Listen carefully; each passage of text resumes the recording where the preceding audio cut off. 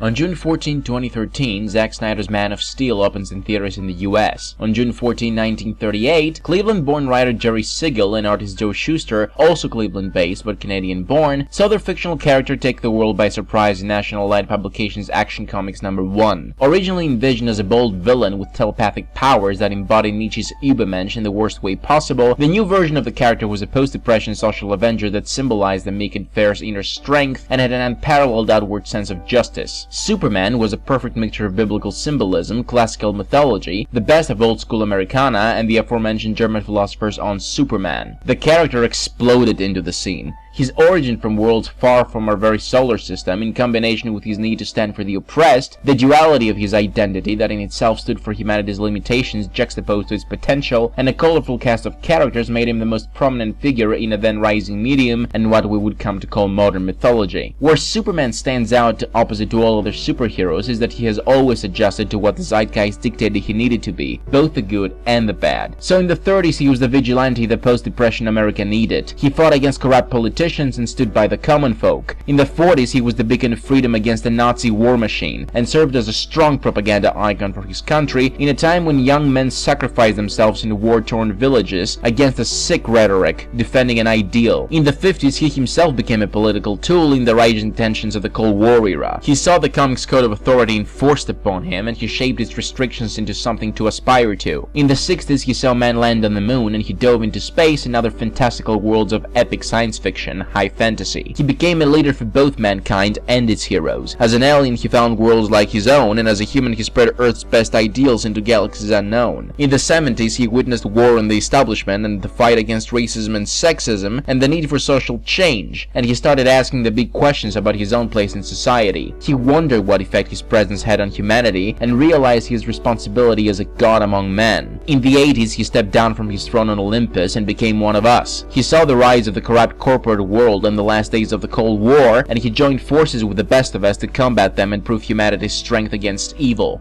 In the 90s he became just one of the guys. In a prosperous time without a direction or common goal, when all audiences needed was arbitrary drama and plenty of angst, Superman just looked to remain true to his character while telling interesting stories. And while there had been tons of terrible ideas to make him more popular, and many of these stand today as things to be avoided, the stories resulting from those terrible ideas were truly some of the best in 90s comic book storytelling. As the 21st century greeted mankind, Superman found himself in the midst of constant struggle for redefinition. The post-9/11 world required him to be the beacon of hope and freedom again. The oversaturation of superheroes required him to be human and relatable. The progress of technology and the desensitization to spectacle required him to be the pinnacle of fantasy and sci-fi, and he had to find a way to marry all of the above into one with mixed success. Nowadays, Superman still attempts to listen to the zeitgeist while keeping true to his roots. His popularity hasn't recovered in decades, but he has stood strong as a constant throughout the mythology of superheroes. He has fathered the ideals everyone should champion. He has stood for the little guy. He has stopped wars. He has fought Hitler. He has saved worlds far from our own. Mankind embraced him, and he returned the favor tenfold. He has seen the beauty of our kind in a way that we can't, and time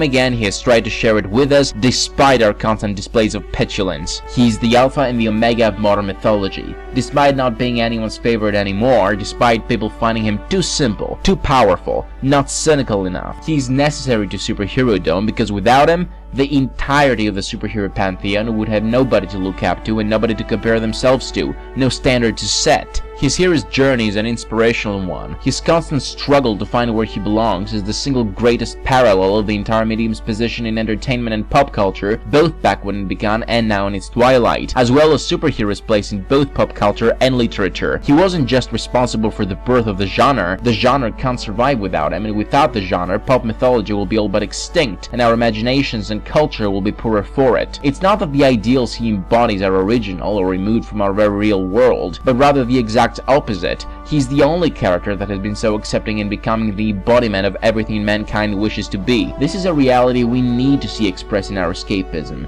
to see what we are capable of. We are used to seeing our worst expressed in the guise of valid drama, while our best is usually expressed in a way so phony and neutered. It's less about potential and ideals and more about feeling good about ourselves. That's not what Superman is supposed to do. He's the man of tomorrow. He's who we can be, physically and intellectually, and he represents our idealistic future, which we will not reach unless we put in the effort. An entire structure of entertainment, an entire piece of literature. They would collapse should this fictional character disappear altogether from our collective consciousness, and that's something none of Superman's peers can claim for themselves. So happy 75th birthday, Soups. Here's to a hell of a lot more than that.